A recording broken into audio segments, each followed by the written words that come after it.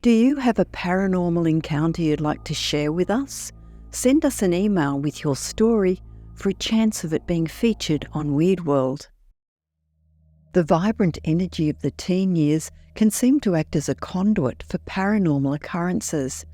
Gleaned from personal accounts, these frightening stories show how the psychic vulnerability of a young person can be preyed upon by a waiting entity, and the personal courage and strength required to restore the experience's spiritual wellness. The haunting of Pinewood Drive. In the autumn of 1983, in a suburban neighbourhood, Greg and his group of teenage friends loved cruising Pinewood Drive on rainy nights. They were hoping to glimpse a ghost who reputedly haunted the area. 16-year-old Selma Miller, whose family had lived in a nearby house, was said to have been struck by a drunk driver and now inhabited the location, tormenting drivers in the area on wet nights. It was a foggy evening when Greg, his friend Jeff, and some other passengers spotted a girl in a red coat walking alone and wondered if she was the spectre. Joking about potentially sighting the ghost of the local legend, the teens offered her a ride and only realised once she was in the car that she was their friend Jill. They teased Jill, who in her red coat resembled the infamous ghost. Jill became quiet as the rain intensified. Sensing the change in her demeanour, the teens relayed the legend of Selma's vengeful spirit. They explained how she tricks drivers into picking her up before attacking them. Suddenly Jill lifted her head, her voice taking on an ominous tone as she described another way Selma lures in victims, by disguising herself as someone they know. Greg felt a chill roll down his spine at Jill's words, but glancing back, he saw it was still their friend in the back seat. As the group laughed off Jill's creepy tone, the car filled with the stench of rot. Jill's face morphed into a hideous grinning facade, her voice turning shrill and cackling. The teens ran shrieking from the car just as Selma's ghastly spirit vanished. Later that night, Greg got a call from Jill, who was safely at home. She had never gone for a ride with them that evening. Remembering the girl he was certain had been Jill, Greg felt true terror grip him for the first time. He realised Selma's spirit had somehow impersonated his friend's appearance to get near him. From then on, Greg refused to drive on Pinewood Drive when it rained. 20 years later, he still shuddered, recalling that traumatic paranormal encounter on the night Selma's vengeful ghost nearly claimed another victim. Now we fast forward 30 years to the Jamison family. Paul and Tori and their two teenage daughters, Alexis and Cara, moved into a suburban 2-storey house on Pinewood Drive in the fall of 2015, thrilled to get more spacious digs after outgrowing their city apartment. But shortly after moving in, the family began noticing peculiar occurrences around the home. It started harmlessly enough, with lights flickering and strange creaking noises at night. Then the incidents escalated. Doors slammed shut unexpectedly, objects flew off shelves of their own volition, and disembodied cries and whispers echoed through the house. The pet dog retreated to the girls' room at night, growling anxiously at some invisible entity. Researching the home's history revealed the house's dark past. The family found out about events of the past when in the 1980s the house was occupied by the Millers, and the sad story of 16-year-old Selma being slain by a drunk driver just down the street. Soon after Selma's death, the Millers had abandoned the property, with rumours of a haunting swirling. The Jamisons brought in a psychic who confirmed that Selma's spirit lingered around the property. Enraged over her untimely death, she meant to drive out any new occupants. The psychic attempted to communicate with Selma and convince her to move on, but the angry ghost refused. The family considered moving, but decided to stand their ground against the paranormal persecution. However, one night, both daughters were awoken by the sinister apparition of a decaying girl at the foot of their beds who growled, "This is my home," before vanishing. Having endured enough, the Jamisons moved out the very next day. In the years since, many residents have tried to subdue or befriend the recalcitrant ghost of this home in Pinewood Drive. But Selma's vengeful spirit has yet to relinquish its claim on the home, leaving the property vacant and forlorn ever since. The Cabin in the Woods. In June 1993, recent high school graduates and sweethearts, Greg and Lindsay, headed to Greg's family cabin deep in the Appalachian wilderness for a pre-college getaway. But romantic nostalgia soon soured to unease. Greg sensed Lindsay had given up on salvaging their faltering relationship, while Lindsay seemed to withdraw further into isolation. The first night, Greg returned from a frustrated walk to find Lindsay terrified. A man she described as weird-looking had shown up asking for someone called Wilma.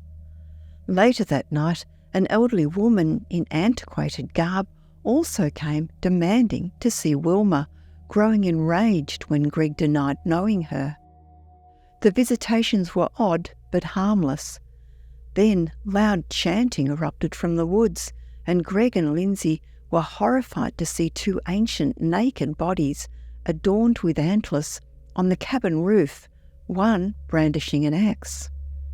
The couple fled down the mountain in their car, only to blow a tyre and have to change it while the malevolent entities lurked just out of the flashlight's reach. Safely back on the road, Lindsay surprised Greg by taking his hand, thanking him for protecting her, and emphasising the ordeal was a sign they belonged together. Greg felt the spark rekindled between them. Hand in hand, they drove toward their future, their spirits buoyed by their strengthened bond. Nightly terror. Throughout her life, Rachel had been plagued by disturbing, recurring nightmares set inside a foreboding old ranch house. Seeking answers, she started seeing a therapist and reluctantly delved into details of these nightmares during sessions. In each dream, Rachel sensed an evil, disfigured woman in the house tormenting her. Though too afraid to directly encounter the entity, she would glimpse the woman's grimacing reflection, crawling downstairs backwards and upside down like a demonic contortionist. Initially, the therapist treated the recurring dreams as simply night terrors. But as Rachel described the specifics of the ranch house setting, the therapist's eyes darkened with recognition. Rachel grew uneasy as the therapist referenced precise elements of the dream scenario, like the floral green shag carpet, that she had not yet mentioned. Pressed for answers, the therapist insisted that speaking more would only make things worse. Increasingly unhinged, Rachel demanded the truth. Leaning in with a twisted grin, the therapist's form suddenly shifted, her teeth becoming crooked and yellow. Dropping all pretense, the creature that had posed as Rachel's therapist explained it had been the woman stalking her nightmares all along. Now trapped together, the being taunted Rachel that she could never awaken from this nightmare realm it had ensnared her in so long ago. Rachel panicked, reciting prayers as she groped along the walls, trying to flee the office. But the doors had vanished, leaving only smooth plasterboard. As Rachel resigned herself to this inescapable nightmare, the thing pretending to be her therapist whispered that fighting was futile. She had belonged to the world of nightmares since the day her madness consumed her, leaving her physical body an empty shell in a psychiatric ward. Defeated, Rachel sank to the floor. The next moment, she awakened in a hospital bed, as orderlies changed her IVs and administered medication. A new therapist arrived, urging Rachel to tell him about her vivid dream. Rachel complied, tearfully recounting every detail. She realised now that even while conscious, some quite malevolent entity still had access to her mind, eager to pull her back into its domain. Rachel felt that as long as she clung to her faith and medication, she could resist its efforts to forever trap her spirit. But she feared that one day her willpower would falter, allowing the persistent demon that ceaselessly haunted the recesses of her splintered mind to at last claim her. Her only hope was to fortify her psyche against its destructive designs before that fateful day arrived. Amanda's slumber party. In November 1983, 13-year-old Amanda was excited for her first boy-girl party with classmates and a sleepover afterwards with her new friend Lisa. But Amanda became unsettled by strange occurrences at Lisa's house. Lisa intruded on her in the bathroom, then hid silently in a bathtub instead of jumping out to scare Amanda later. Oddest of all, Lisa's face seemed to transform as she scowled at Amanda's laughter over the weird prank. Shrugging it off, Amanda settled down to sleep in Lisa's room. Hours later, Amanda was jolted awake by noises downstairs. Lisa remained soundly asleep as Amanda crept down to investigate. Rounding a corner, she came face to face with a towering, shadowy man. Petrified, Amanda sprinted back upstairs and woke Lisa to tell her what had happened. Lisa immediately grew serious, revealing truths about herself Amanda wished she'd known sooner.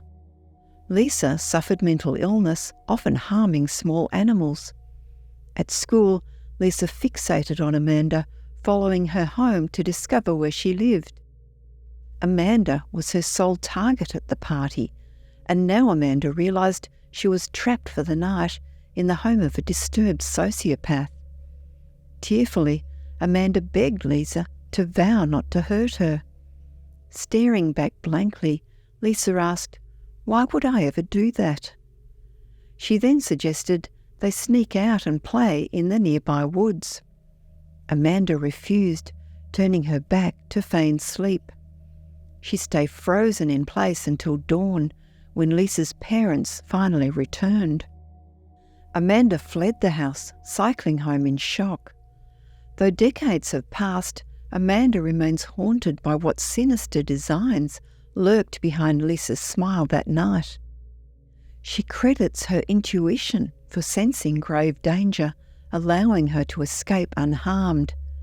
But she often wonders what may have happened to other trusting souls drawn into Lisa's orbit after that fateful slumber party.